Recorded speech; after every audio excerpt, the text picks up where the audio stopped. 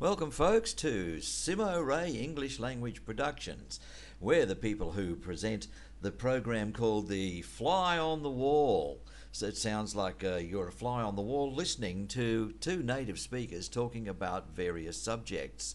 So therefore, that's why we've done it like this, so you get to listen to real native English speakers speaking real English. Just before we begin, let me tell you that presentations in the Fly on the Wall series are completely unrehearsed in order to give students an authentic experience of off-the-cuff discussion, as it would be if you were listening in to two native English speakers discussing real matters. They are spontaneous spoken answers, just as we expect of our students. So please listen in carefully, as this is English as it is really spoken. It's not read out of a textbook. There will be mistakes, there will be grammar mistakes, but this is how it really is. My name is Ray. I'm the Ray part of the Simo Ray Productions. And now I'd like to introduce to you my colleague, Simo. Hi, Simo. G'day Ray, how are you this morning? I'm quite fine, thanks. Are you ready to talk about backpacking? I sure am. It's a subject that I like talking about, Ray. I've done a lot of it in my life. That's excellent. Okay, let's move on to the first question. Firstly, have you ever been backpacking, Simo? Yes, Ray, I have. I've backpacked through many countries in my life to date, including my own country, Australia. I have also backpacked Indonesia, Thailand, Cambodia, and Vietnam. Oh, that's a pretty impressive record. I've backpacked a few too. Like these guys in the mountains here, I have backpacked the Alps in Europe as well. Very, very interesting way to get around, you know. I think so. What do you think are some of the advantages of backpacking, Simo? Personally, Ray, I think there are many advantages in backpacking. I believe it to be not only the cheapest way to travel, but also the most informative way. In most cases, through meeting other backpackers and locals in a backpacker area or district, you get to learn and see more about the country with regards to country cultures, traditions, Right, yeah. and the good and the bad tour places, the dangerous animals, insects, diseases, and risky places, and other things about that country, Ray. Very interesting, very comprehensive answer, thank you. All right. Is backpacking better than taking a package holiday? By a package holiday, of course, we mean everything is organised. The hotel is organised, your restaurant is organised, where you're going to go is organised. Backpacking, we get to go by ourselves and do our own thing. Do you think it's better to take a backpacking holiday than a packaged holiday? Well, personally, Ray, I do, because of the fact that you can do anything you want, go anywhere you want. If you have booked a tour somewhere and backpackers have just come back from that tour and they've said it's a horrible trip, then you can decide to go somewhere else and not do the same tour. It's a good way of learning about, like I said, so many different things off other backpackers. Yeah, okay. I guess it gives a fair bit of flexibility too, doesn't it, you know? Yeah, it sure does. And if you don't pre-book anywhere, you can sort of check the prices between the tour companies when you're in that country. Because when you buy things online or you pre-book, you're normally paying full price. You can normally get things cheaper when you're in the town and in the country doing the tours through word and mouth. Right, okay. Now you're from Australia, but what do you think about how do you think of backpackers when you see them in your country? I like seeing backpackers in any country, Ray, because to me, backpackers are people who have a desire to explore by themselves, mostly, or with their best friends, close friends, and it's more of a relaxed atmosphere. Right, but do you think backpackers bring much money into a country? That depends. For example, in Australia, people who come to Australia, they backpack around Australia, they spend money in the townships that they go into and visit. Sometimes they do seasonal fruit picking work that Australians don't want to do. They also, a lot of time, do volunteer work, which helps out the local communities. And I believe it to be similar in this country, Vietnam that we're in now, Thailand, and most of the other countries I've been where I've seen backpackers. I think it's a great way to see the world, and also it kind of helps communities grow.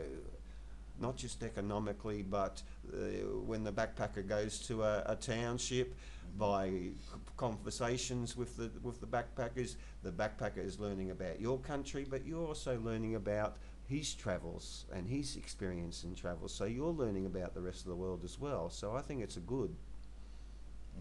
So as well as an economic advantage, there's obviously some sort of a cultural advantage, as you think too. I think so, yes. The thing I don't like is with the common tourist. They go to places and they want to have all the comforts and the technology gadgets that they have at home. The idea of travelling is to see how other cultures live. Yes, I think a case in point that I can recall very well is a resort at Da Nang in Vietnam called Furama Resort. They book the people from Japan or from America. They fly to the airport. They're picked up in the Furama Resort bus. They're taken to the Furama Resort. They stay in there for their entire holiday, and they never get out and they never see the real Vietnam. They go back home and say, I went to Vietnam. It's just like Japan. Yes, well, that's a very good point, Ray, because when you're on a tour, especially with the higher class end of the scale of tourists, you don't get to see the places thoroughly. You don't get to speak to the local people in the poor areas, and you just miss out on so much on those sort of tours that you spoke about. Yes, okay. Now, when backpacking, have you ever stayed in a backpackers or similar budget type accommodation? Oh yes, many times in all countries, including Australia. I quite enjoy staying at the backpacker lodges, Ray, because you get to learn about the world. You get to learn about other people's experiences. You get to learn about the good experiences they go through as well as the bad, what to be aware of. So it's a good way, especially if you're going to travel to other places in the future, because the best way of getting information is through backpackers who have been there, Ray. Right, okay, I understand. Let's see, where can we go from here? Is backpacking generally something for younger people, do you think? I think in the past it has been, but with the world recession and the economic trouble in the world, all around the world these days, I think a lot of middle-aged people are starting to explore the world by backpacking because of the cheaper accommodations, and like I said, they get to see more. It's a totally different feeling when you're travelling by doing backpacking compared with the upscale, expensive tours where you don't get to see much at all. Right, okay, yes, I think so too. Well, I'm probably what we'd call the older bracket, but yeah, I enjoy it. Do you think backpacking is done usually by those sort of people who have little money? Yes and no, Ray. I think increasingly, because of the economic situation in the world today, people are deciding to go backpacking instead of booking these expensive, high-class tours and accommodation like the five-star resorts. I think there's probably a mix. Some of the people from the higher end of town might enjoy doing the budget travelling. Yes, I tend to agree with you about that. I think it's for everybody. How do you think backpacking around the world would change a person, like in his perception of the world? Well, I think it's a great thing for people to backpack around the world because it broadens their horizon. It creates more knowledge. Knowledge is wisdom, and instead of looking at documentaries on TV or reading the books, you go and you experience the cultures and tradition of the different countries you visit, and you get a better scope of the real, true facts of each country you go to. Yes, it's sort of like getting down and dirty with the locals, isn't it? You get the real drum, not the packaged stuff out of the tour books. Exactly, and you got you kind of hear, like I said before, you hear about the good things, but you also hear and see the bad things. Yes, that's very good, isn't it? Do you think it's better to go backpacking alone, or would you rather go with friends? Personally, I'd rather travel alone. Yeah, me too. Yes, because you got to be a special kind of person to be a backpacker, a true backpacker. You got to have the attitude that this is the way things are in each country that you go to. Don't go there to change their traditional culture. You go there and you accept, okay, this is the way things are in this particular country, Ray.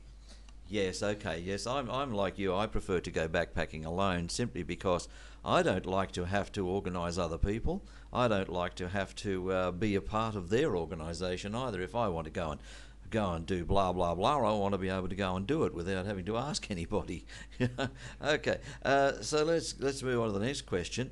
You know, hippies. They were the sort of people about the '60s who sort of opted out of society and decided to grow flowers, smoke dope, and make love, and everything was wonderful and free. Peace, brother. Peace, brother, peace. But those people they've probably got the right idea in many ways. Do you think backpackers are basically similar to hippies? In the past, Ray, I would definitely have thought most people perceived backpackers to be similar to hippies, but over the last 15 years, because of the changes in the world with all the different mods and cons and the technology that we have, I think the hippie has kind of slowly disappeared from the image of being a backpacker, and it's more like average day people doing it now. Yes, I think so. I mean, I personally am well aware and acquainted with people who are well off and who like to go backpacking. What do you think's better and what is more practical, a backpack or a suitcase? For me, Ray, it's definitely a backpack. Definitely a backpack. Some of the reasons why you seem to be able to backpack a lot quicker. You can also tie things to the outside of the backpack. Your smelly shoes, your stinking socks. If you go swimming before you go on to your next tour or get into a bus, you can tie your wet clothing to the outside of your backpack. Right, yeah, I agree too. One thing I like about backpacking is of course the fact that you're carrying everything you've got on your back, but your arms are still free. You're not having to pick up things and lug them along, you know. What are some of the negative points or dangers of backpacking, do you think? Well, there are quite a few negative points and dangers with backpacking, Ray. You've got because you're sleeping in cheaper budget areas and districts of a place, you're more susceptible to common diseases. The hygiene and sanitarium at those places mightn't be a good level of cleanness. You've got the risk of more chances of getting STD diseases. You have to be careful about animals and insects in the country you're going to. A lot of things can make you sick, Ray, but you just got to be aware and wise with what you do. You've got to try to maintain a certain level of consciousness with regards to these things. Yeah, okay, good. I think that's pretty good. What do you think are some essential items to put in a backpack when you're going to leave on a trip? Just like you put in a suitcase, really, Ray. You have to make sure you keep your passport and take care of your passport, your banking details, your ATM cards, maybe a bit of a first aid kit. Before you travel to a place, you should do a bit of research and see if there's any other medicine that you may need. Quite a few things, but normally what you pack in a suitcase, Ray. Yeah, okay, all right, I agree with that, okay. If you had to go backpacking with somebody, what sort of people would you choose to go with? I'd like to go with a person of strong personality, a person who can accept things that the way they are with the conditions in certain countries. Like I said before, you've got to realise that the country you're going to is not your own country. They do live differently. There are all sorts of things you have to be aware of, and you need to go with a person or people who realise this. Yes, I agree. I agree. If you had a choice to be able to go on a luxury cruise, all expenses paid for 2 weeks, or backpacking for 6 months, there's a difficult choice, isn't it? I mean, 2 weeks of total luxury, or six months of roughing it. Which would you choose, do you think? Well, for me personally, Ray, I would definitely take the 6 months backpacking. Right. In my life, not only have I stayed at the cheap budget accommodations and lodgings, but I've also stayed at 5-star resorts in most of the countries I've been to. So for me personally, I rather do the real travel, which is backpacking, rather than being served on by other people. I really don't like boats, Ray. I get a bit seasick. Right, okay. Well, from my own personal experience, I've been backpacking a lot too. To be quite honest, I like to backpack.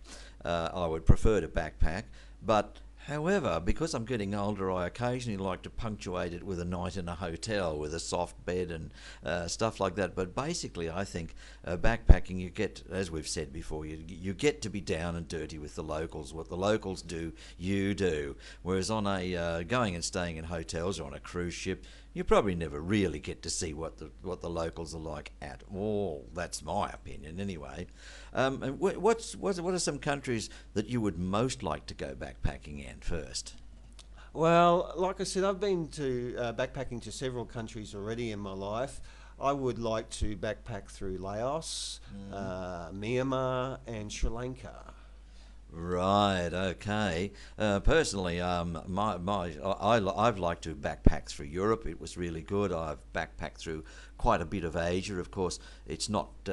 We generally don't go camping much in Asia because they just don't do it. The hotels are so cheap. You stay in the hotels, pretty much, or at least what they call kaksan. You know, the type of family bed and breakfast type things. Now, what about some places that you would think are really horrible, you wouldn't like to go? I would feel uncomfortable in places like Turkey, Oh, really? Africa. Mm. At the moment, it depends on what's happening in the world with regards to wars and violence and religions. Right. Yes. You know, yeah. you and I have both been to northwest of Malaysia, and I didn't really like it there very much, and I wouldn't want to go back there again, Ray. Well, it might sound very strange to you, but one of the worst places I think I ever went for a bit of a backpacking holiday was England.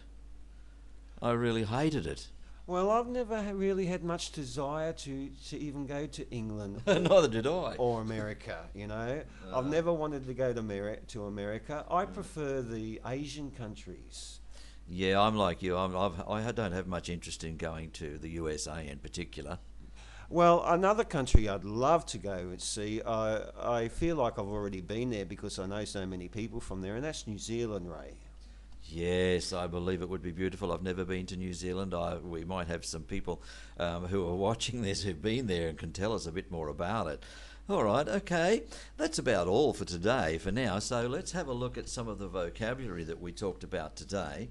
First of all, if you're taking this lesson by Skype, for example, or even if you have bought this on a CD, you will be able to download this picture so you can review some of the vocabulary. But first of all, let's have a look at some words we've used today.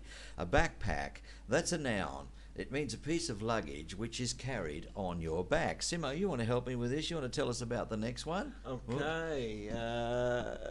To backpack is a verb because it's an action and doing word. To travel, carrying things on your backpack or in your backpack. Yeah, that's right. Carrying everything on your back like a snail, right? Yeah, yeah. We talked about another word, advantage. It's a noun. It's describes a positive or a good aspect about something. You know, what are the advantages to backpacking? What are the good things? That's what that means. And next one. Package holiday. This is a noun, and it's a holiday which everything is arranged and booked in advance, and it's normally at a cheaper rate than if you arrive at a place and book straight away. Normally they're cheaper, the package holidays, Ray. Yes, I guess they are. And a backpacker, that's a noun. It's refers to the tourist who travels with a backpack. Anybody with a backpack and travelling around is generally called a backpacker. Budget accommodation, Ray, it's a noun. Budget accommodation is a cheap way to travel, and often you are shared either a dorm where many people can sleep, maybe 8 or 10 people in a room, and also you have to share the common facilities like the bathroom or the kitchen. Right, yes, that's right. That's quite right. Now, hippie, this is a noun. It refers to a person. It's a person who likes to live a simple life, often deciding to not live the normal life such as most business people do, not connected to the what shall we say, corporate world very much. Or the comforts of home and all the gadgets. You know, a hippie believes in freedom in their soul, and they're normally quite outgoing and happy people. Yes, yes, yes. Essential, Ray. Essential is an adjective. It means important or something that must be done or something you must have. Right, right, excellent. And a cruise, we talked about a cruise. That's a noun, and it means a trip on a boat. It generally is quite luxurious, quite expensive actually. Okay, so that's the end of this for the moment, for this particular section of our Fly on the Wall sessions. There are plenty of other discussion series in this, but of course we're only going to talk about a few at the moment. Here are some of the examples of a few of them. And just to sum up, don't forget where you can contact us. Here are the details. You can contact Simo Ray English Language Productions by either Skype at Prof Ray's Online English Academy, or you can contact Simo at English English Tutoring International. Now, it's not all there because for brevity, but you can write this down, or you can email either of us at these two addresses. The Fly on the Wall series, which you have been viewing right now, are a Simo Ray English language production, and I want to reiterate that these are not in any way rehearsed. They are spontaneous reactions. So I hope you have enjoyed what you have seen here today, and I hope you find it